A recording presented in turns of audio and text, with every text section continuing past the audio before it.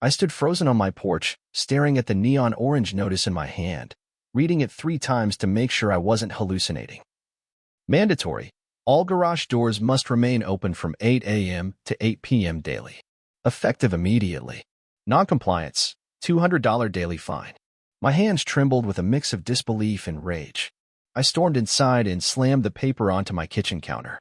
5 years in Brookridge Heights, and the HOA had pulled some ridiculous moves: fines for untrimmed hedges, violations for mailboxes, and unauthorized shades of blue. But this was lunacy. The phone rang, snapping me out of my daze. It was Lisa, my neighbor across the street. "Did you get that notice?" she asked, her voice tight with frustration. "Just now," I replied, pacing. "This can't be legal. Tom's freaking out. His tools are worth thousands." She sighed heavily. "Claire Morton has finally lost it." Claire Morton, our HOA president. A sharp brunette bob, a perpetual scowl, and a clipboard she wielded like a weapon. She once fined old man Ridley for having wind chimes that didn't match the bylaws and harassed the Sanchez family over a trash bin left out 10 minutes too long. I peeked through the blinds. Neighbors were already gathering in driveways, waving their neon notices. Voices rose in frustration. Then I saw her, Claire, strutting from house to house, a smug grin plastered on her face, clipboard tucked under her arm like a scepter. 20 minutes later, my doorbell rang. I opened it to find Claire tapping her polished heel impatiently. "Good afternoon," she said, her rehearsed smile colder than her eyes. "Just making sure you received today's garage door policy notice." "I did," I said evenly. "And I have serious concerns. Leaving garage doors open all day? That's a security nightmare." Her smile twitched. "The board voted unanimously after discovering illegal rental units in 3 garages. This ensures zoning compliance. So everyone pays because a few broke the rules? Rules exist for a reason," she snapped. "Open your garage by 8 a.m. tomorrow, or the fines begin." She spun on her heel and marched off, leaving me fuming.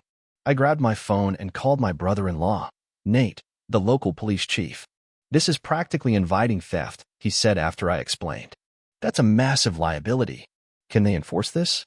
"HOAs have power," Nate said, "but they can't create unsafe conditions. Send me that notice." That evening, I watched in disbelief as neighbors began clearing out garages. Bikes, tools, lawn equipment, all either hauled inside or hidden under tarps. Some folks even installed makeshift security cameras. Their faces were drawn, eyes heavy with worry. At sunset, Tom, a retired judge from down the block, knocked on my door, a thick binder of HOA bylaws in hand. "This rule's illegal," he said. "Security-related changes require a 2/3 community vote." They didn't do that. It's unenforceable, in theory. But challenging Claire means lawyer fees. Most people can't afford that. Sleep eluded me. Images of open garages, vulnerable tools, and Claire's smug expression kept me awake. At 7:55 a.m., I peeked outside. One by one, garage doors creaked open across the neighborhood, exposing family belongings to the street. I left mine shut. At 8:15, Claire arrived with Greg, a nervous committee member who refused to meet my gaze. "You're in violation," Claire announced, scribbling something onto her clipboard. "I'm protecting my property," I snapped. "And the bylaws require a vote for this. Emergency board meeting decisions are final," she barked. "Then I want the minutes and voting records." "Fine. Start today," she hissed, stalking off. Just then, a gray van crawled by, the driver staring intently at open garages. A chill ran down my spine. By noon, social media was buzzing. A new group called "Shut the Doors" hit 50 members fast. My post about the van went viral among local circles. That night, Lisa, Tom, and a few other neighbors crammed into my living room. We formed a garage door committee. "Why now?" Lisa asked. She worked as a paralegal and had a nose for legal inconsistencies. Tom flipped through old HOA financials I had requested months back. "Landscaping costs tripled," he muttered. $14,500 to Morton Solutions. Claire's husband's company. He looked up. Something's fishy. A knock at the door. It was Greg, sweating and glancing over his shoulder.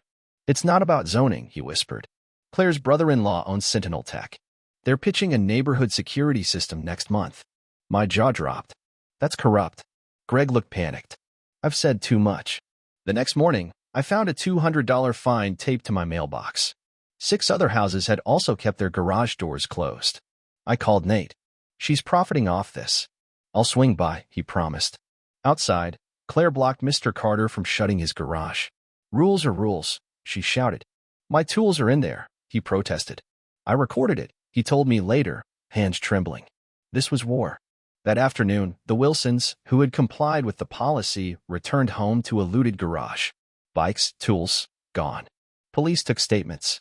Neighbors gathered, voices boiling. Claire showed up, lips tight. "This isn't the policy's fault," she said. "Theft doesn't happen when we can lock up."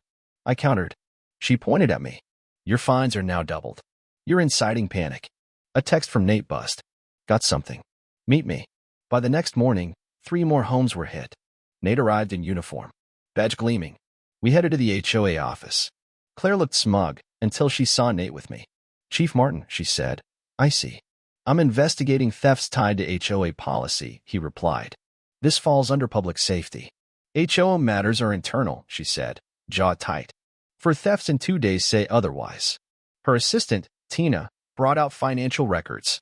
$50,000 in combined payments to Morton Solutions and Sentinel Tech. "Same address," Nate noted. "Interesting." Claire snatched the files away. "Not anymore," Nate said, handing over a suspension order for the garage door policy. Tina dropped a Sentinel Tech brochure. "Coming soon." Claire trembled. That evening, 70 residents packed into the community library. Tom presented proof the policy was illegal.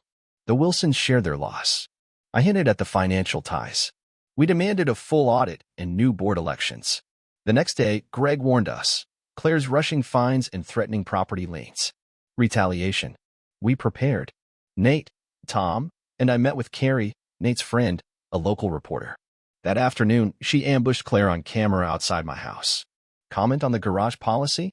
The thefts? The $70,000 paid to family firms? No comment.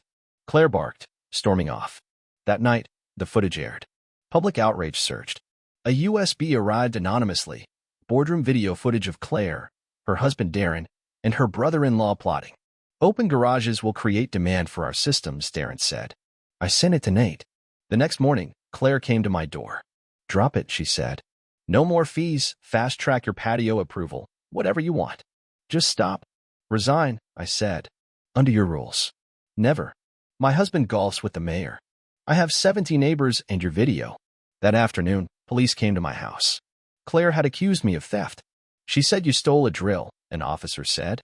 "Check my cameras," I replied. The footage showed her husband planting it behind my shed. The officer's expression changed. Her smirk faded. At the next HOA meeting, 80 residents packed in. I showed the footage. Tom presented financial records. Claire's family had bought up foreclosed homes after issuing steep fines. Nate stood. Warrants issued for Claire and Darren Morton. Charges: fraud, harassment, conspiracy. Claire screamed as she was handcuffed. Her reign collapsed. 3 months later, she was sentenced to 5 years. Funds were recovered. New bylaws passed. A neighborhood watch program was formed. A year later, we threw a block party. Garages were shut. The community was open. Claire's house had been sold to a new family. "Be sure to welcome them," I told Lisa. Peace had been hard-earned and worth every battle.